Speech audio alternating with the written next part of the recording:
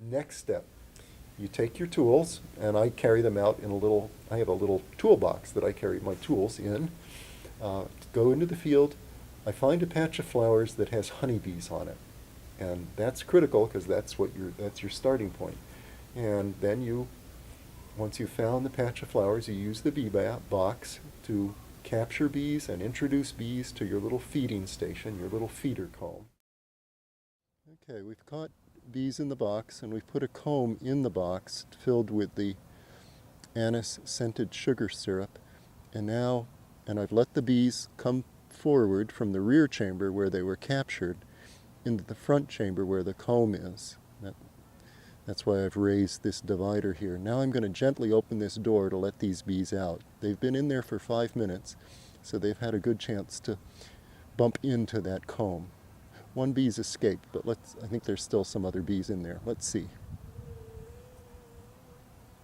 Yep, they come out, they turn around, they orient, they look around, they're memorizing what the place looks like. You can see one bee, probably from a previous release, has come right back to the box and is loading up. It's looking for more sugar syrup from the comb.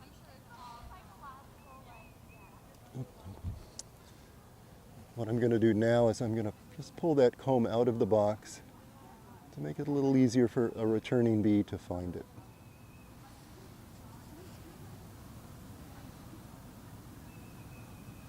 Comes a returning bee. It's a little unusual for bees to forage from a comb. That, in nature, that would be only experienced during a robbing, time of robbing. And robbing is dangerous for the robber. She's usually very often attacked by the bees of the colony whose comb she's robbing.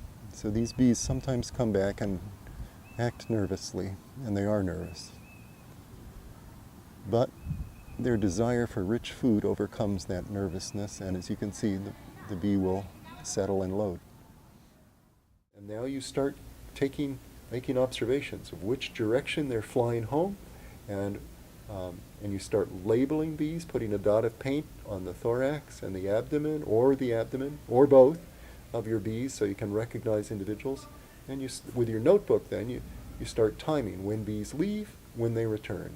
When a bee leaves, when she returns. And that gives you information about how much time that bee is taking to go home.